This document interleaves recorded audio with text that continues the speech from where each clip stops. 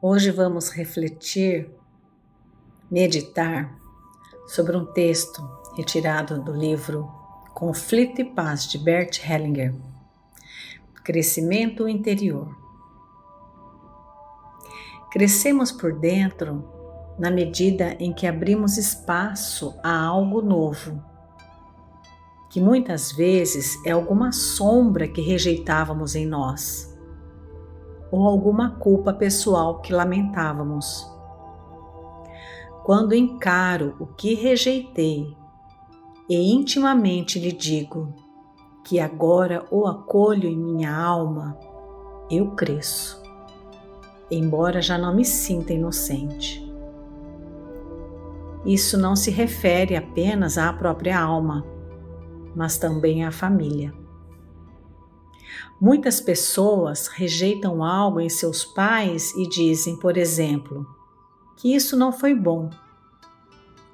Com essa atitude, colocam-se acima deles, como juízes do bom e do mal, do certo e do errado.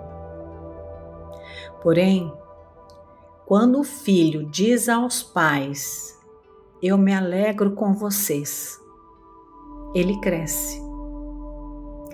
Os filhos de pais perfeitos são os mais dignos de pena. Eles têm muita dificuldade para crescer. Isso pode servir de consolo aos pais imperfeitos. Cada um de nós sente na própria alma o que acontece quando aceita tudo de maneira como é, em si mesmo, nos pais, na família e também quando acolhe em sua alma pessoas que antes menosprezava.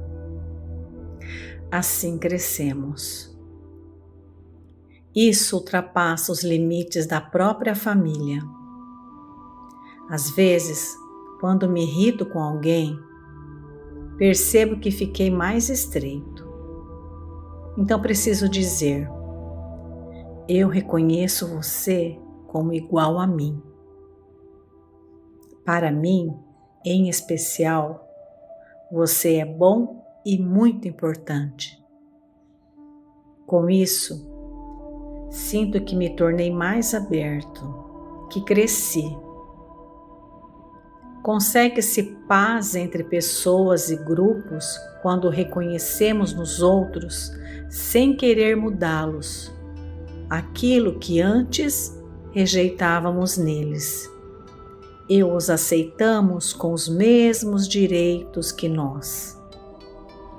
Simultaneamente, como é natural, também reivindicamos para nós os mesmos direitos de todos.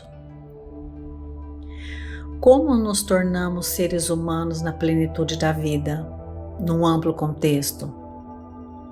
Para começar, acolhendo em nosso coração e em nossa alma o que rejeitávamos em nós, de modo especial, nossa culpa. A necessidade de preservar a inocência não nos deixa crescer. Quem quer permanecer inocente tem de continuar criança. Certas coisas são tabus na família e não podem ser feitas, pensadas ou queridas. Por isso as reprimimos para continuar inocentes. O que rejeitamos, contudo, pode ser algo forte e bom. Às vezes, o reprimimos por julgá-lo instintivo, como acontece com a sexualidade. Conservamos a inocência, mas não crescemos. Para crescer, é necessário reconhecer os direitos do que rejeitávamos. O que rejeitamos em nós está, muitas vezes, associado a pessoas que foram excluídas em nossa família. Quando as respeitamos e amamos, Amamos algo que era proibido na família, que não tinha o direito de existir.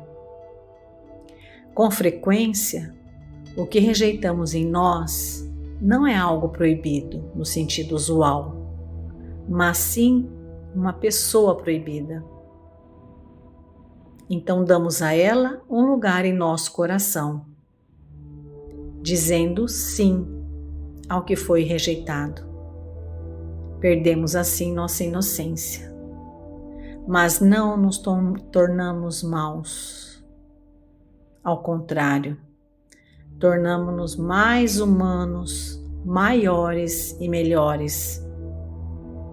Portanto, crescemos também na medida em que olhamos e aceitamos as pessoas rejeitadas. Pode acontecer depois em nossa vida que nos tornemos culpados em relação a alguém, talvez de modo funesto, e evitemos encarar isso, julgando talvez que assim permaneceremos inocentes. Mas qual o efeito dessa atitude? Permanecemos rígidos. Não crescemos mais. Não se trata apenas de reconhecer a própria culpa. É preciso também aceitar a pessoa perante a qual nos tornamos culpados no coração. Só então poderemos nos abrir e crescer. Falando do crescimento interior, afirmei que somente podemos crescer quando aceitamos o que antes rejeitávamos. O mesmo se aplica à família. Em cada família, algumas pessoas são esquecidas ou rejeitadas.